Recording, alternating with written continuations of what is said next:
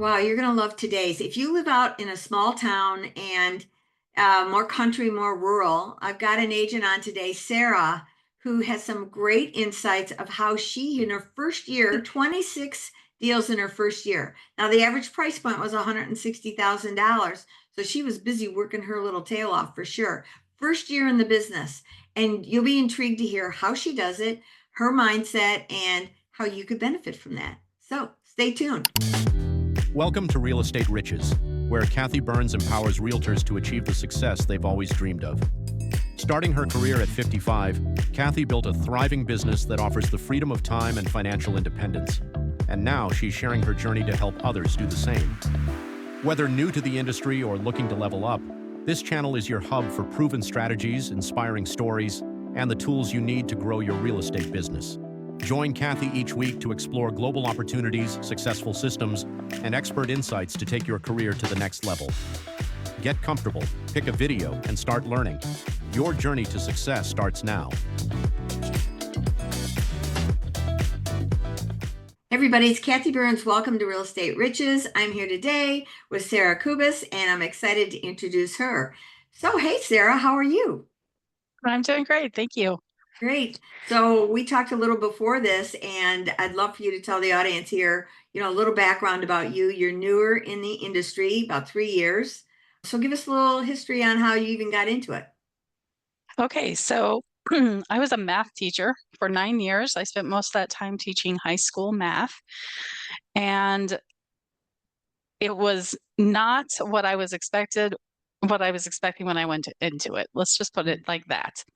And I feel now that I've gotten into this that I was being the Heavenly Father was pushing me out of it and into something else. And so now I'm where I need to be. Mhm. Real estate was nothing that I had ever considered doing Mm. until I was looking for a job and needed to get out of the classroom. And so I took a great leap of faith to change careers at 40 years old. Mhm. And so I've been selling real estate for 3 years. I replaced my teaching income the first year Mm. and have been selling real estate full time ever since then. I love that you replaced your income. That's pretty outstanding because, a lot of first time agents, and you said you're in a lower price point area. A lot of first time agents, they're lucky if they do 6 deals in a year. And you said you did 26 your very first year. That's kind of a rock star right there. What would you say your success was? Did it have anything to do with your relationship with the parents of those kids? Not the parents of any kids. Most of those clients either came from floor calls from my office, Mm. people calling into Century 21 that just needed to do something, or from my church. And Ah. so, since I was a member of this church from when I was 20 years old, I have a long track record and a good reputation with the people there. And so, when I told my friends in church that I was getting out of the classroom and I was going to be selling real estate, I started getting referrals from them before I ever sold anything. Wow, that's And faith in you. so, yes, but one of my first clients came from my bishop gave her my phone number and said, "You should call this lady because she's awesome." Mm. And so I took care of that lady. And so she's one of my good friends now because she moved in from out of state. Mm. And when we were at her final walkthrough at her house, somebody drove up and wanted to see this house I was sitting in front of. And so she met this couple and told them how great I was. Oh, wow. And so then I had new clients to work with. That's awesome. Um, and, honestly, every few weeks there's a new couple that show up at church and everyone just, oh, go see Sister Kubus over there. Go find her. She'll Mhm. help you out when you need a place to live. That's great. Well, that says a lot about your character because for everyone to believe in you before you even had the experience, they just must have known that you're the kind of woman that's going to figure it out and take care of them because of who you are as a person in your heart and the give back. I take that as high praise. My best friend told me years ago, Sarah, you are so smart, but you will never be slick. Hmm. But it's really true. I'm not. Mhm. I'm not really a salesperson even. I just show people what they tell me they need. Yeah. Well, a lot of people think that real estate is a sales job. In a sense, it is, but it's a people relationship job. I mean, you have to be listening to your clients, seeing what it is that they want, paying attention to their finance, looking at the big picture, looking at the house to see if it meets, are you putting them in a money pit, or are we going to be able to find a quality house for them? Because, I always tell my clients, you buy this house based on you selling it tomorrow. I said, let me be the eyes, and we'll still get inspections, but let me be the eyes while you fall in love, because you're coming from emotion. I'm coming to protect. You know what I mean? Hmm. And it sounds like you do something similar to that. Right. I definitely want to serve my customer. Whatever they are looking for is the thing they need, and not the highest, but the best commission for me, but the best result for them in the long run. That's great. Yeah. So, with all these new changes in NAR, are you finding yourself needing to reduce your commission further? So we have a few agencies in the area that have have basically decided they're not paying a buyer's agent more than 2%. And so that can get a little tricky to try to get clients who are ready to make up the difference. Mm-hmm. Um, and I do take on clients that are not able to make up the difference at all. And so, That's real. That's just real. yeah. And so I've put more time into advertising my own office's listings because Mm-hmm. then my split is better in that way. And I get lots of leads on buyers by advertising my colleagues' listings. Yeah, I love that. We do that at my group here in the Charlotte area. The agents, all the same company, putting in their listings in there for other agents to share. And that's awesome. And then just focusing even more on trying to get listings myself. Yeah, lists to last. I learned that my first firm I was with was a Coldwell Banker, and they always said list to last, list to last. And really, from a time perspective, I prefer the listings anyway. Yeah. And Yeah, I do too. where are you at in the country? I'm in Poplar Bluff, Missouri, which is about 120 miles south of St. Louis. Mm-hmm. It's not, I mean, Poplar Bluff is the county seat of a 40,000 population county. Wow. It's not close to any airport or metropolitan area. It's pretty far from anywhere, but you Wow. can get to St. Louis in a couple hours. So what's making people move into the area? If it's is there land? Is it farms? There's land and there's farms and there's hunting ground with Mark Oh, Twain National Forest. oh, And, the median home prices being really low is also very enticing to people coming from out of state. yes. So back to that first client who told the other people how great I was, they also called their friend, also moving from out of state, and said, "Hey, you should work with this lady." And so they were selling a home in another state for $420,000. They bought in Missouri for 275,000, and it was an upgrade Wow. with land. Wow. That's great. Did you do an So outgoing referral for them on that house? that was a client referral. That was just a friend who told me to show them. Oh, gotcha, Oh, you gotcha, mean out? No, I didn't do a referral on their home. They already had it gotcha. listed. Hmm. Yeah. I know. I'm always trying to see all the spots that I could enhance my bottom line. Well, that sounds wonderful. You clearly have a great reputation in your town. It's a smaller town, but because of the price point, you told me the average price was 160, was that? Yes. Yeah. So I don't know, where I live, I couldn't find something for 160. I'd have to, I don't even know, probably drive 5 hours away to find that. And yet there's a lot of people that that's the max that they can afford. And I get that. Absolutely. So, and you're more out in the country area, would you say?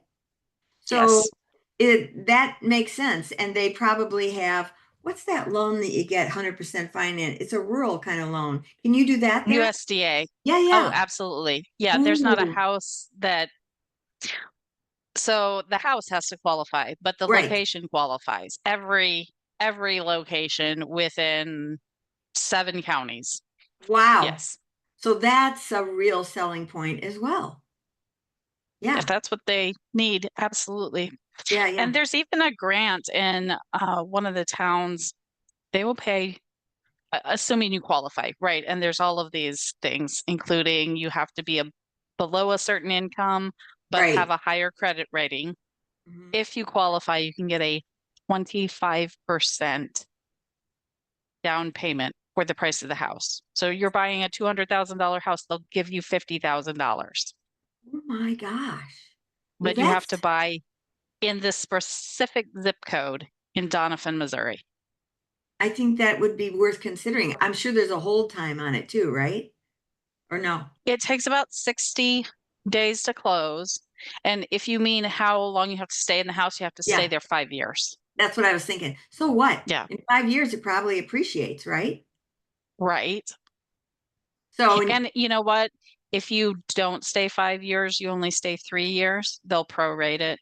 So you don't oh, have to pay it all back, just how that wonderful is that? percentage. And if someone passes away or you have to transfer for your job or you divorce, there's forgivable ways that you can get out of that and not have to pay it back. Man, that's outstanding. Wow, I love to hear that. I know you had a message that you wanted to talk about how you measure success. Want to share some of that with us? Sure. So I had already started working at this company at Century 21 American Realty before I saw this sign that they have in their bathroom. But their bathroom would have absolutely convinced me if I hadn't seen it before. It says customer care. Take a step beyond service. Care for customers with the heart as well as the head. Mm, And that just fits so well with your everything that value. I do, right? Yeah, Like I want to help my customers to have a place to live.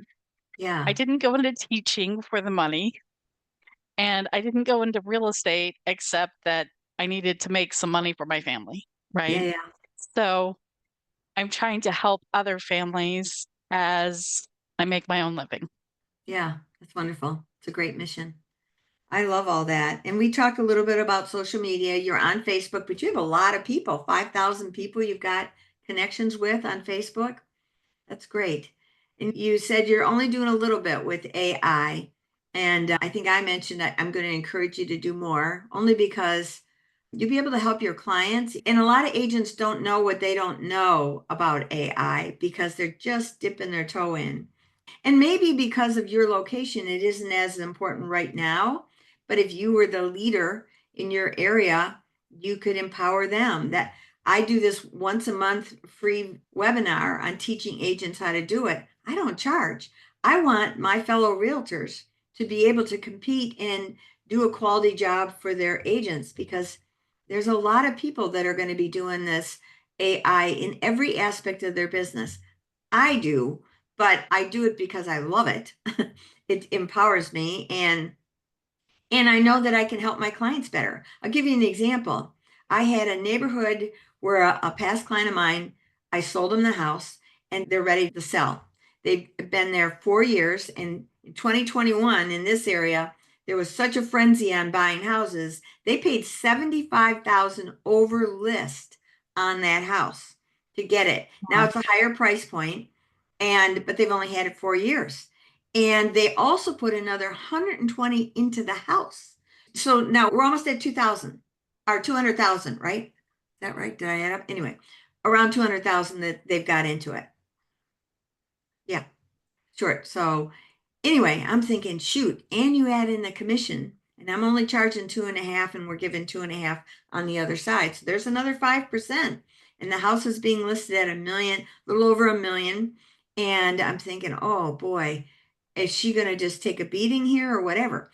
Well, I didn't know the area as well because it's down in Charlotte. I'm up about a 30-minute drive away. It's not my normal territory. So I went on a specific AI tool that does deep research. And I asked it to give me all this background on the area.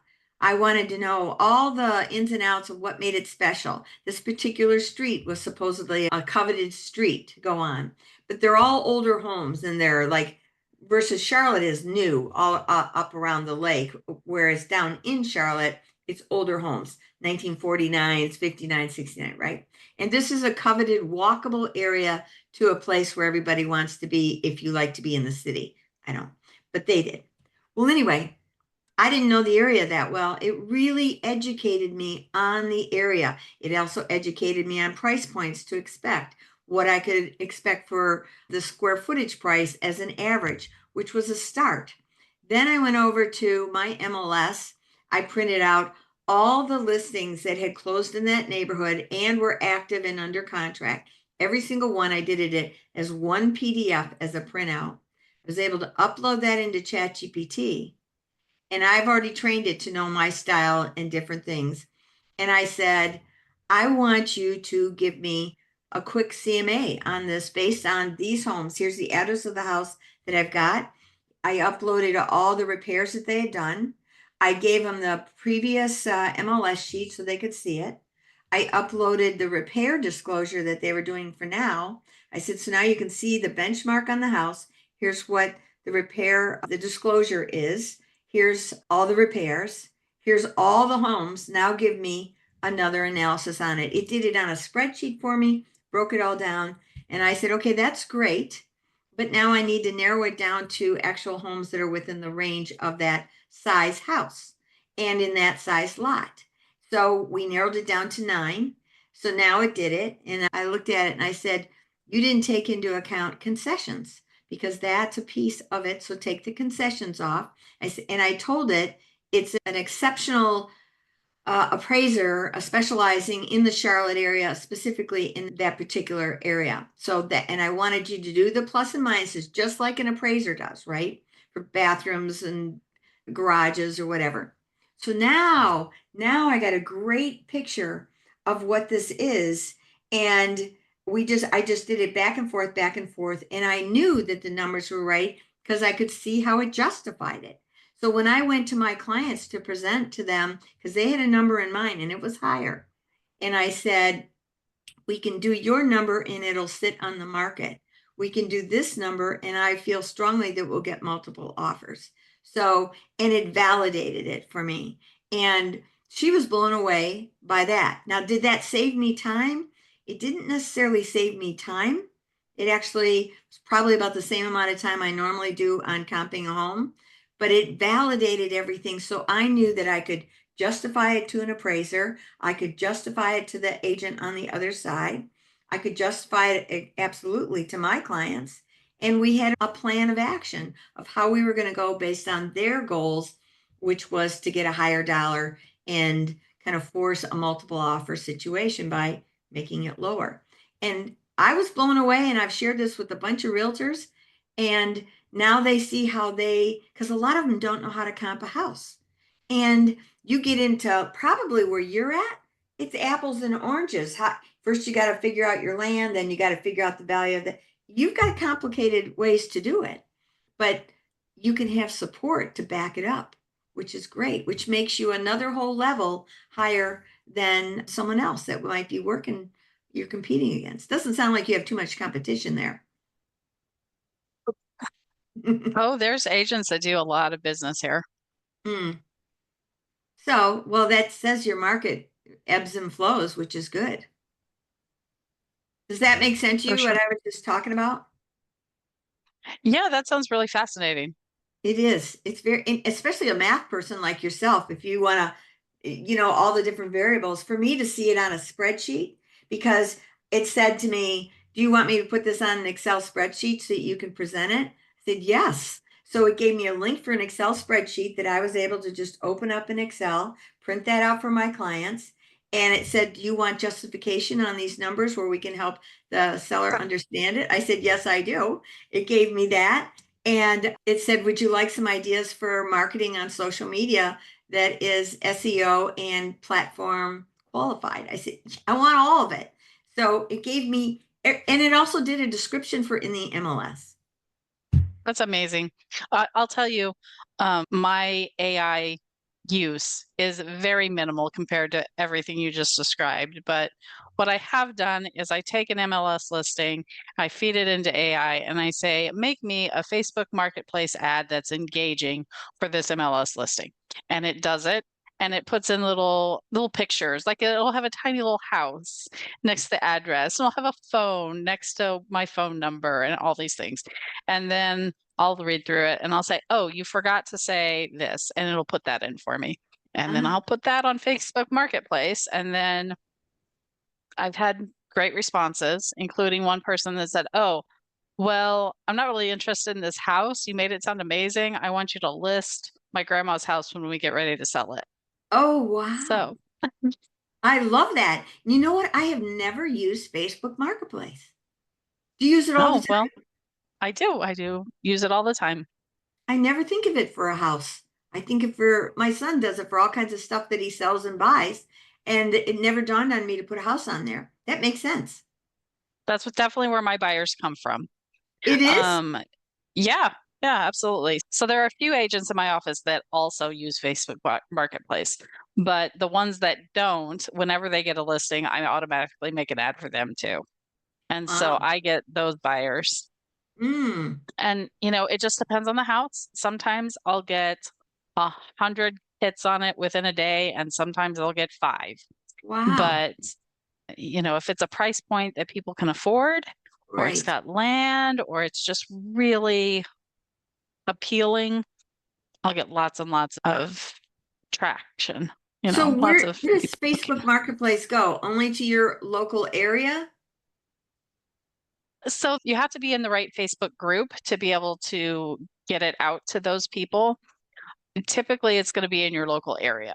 If you try to post it too far away, you'll get contacts from people saying, where is this? And you'll tell them where it is. And they'll say, I'm not driving that far. What are you talking about?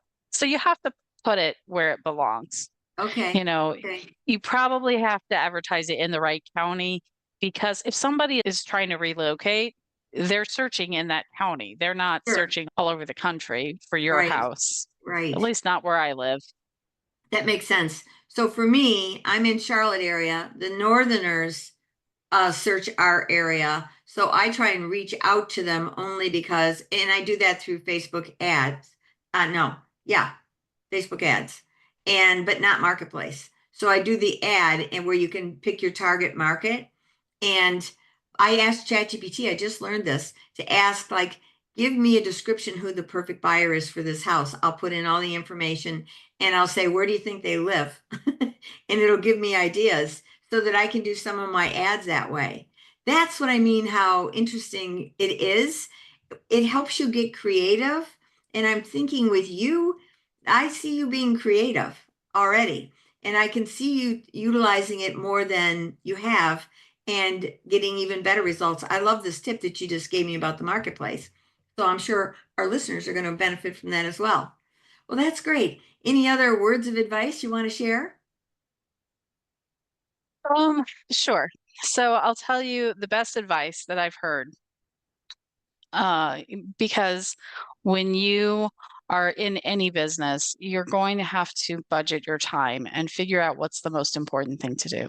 And so years ago, I heard this woman explaining that she makes her to-do lists, and then she prays, and then she puts the items in order that she's going to do them, because there may be something on that list that is way more important than you realize. Maybe this person that, yes, you said you'd get back to them eventually, maybe they need to talk to you today, because if not, they're going to go with somebody else. Mhm. And then maybe there's somebody else on that list that you have as top priority, but their loan's going to fall through and they're not even going to be buying anything. Right, right.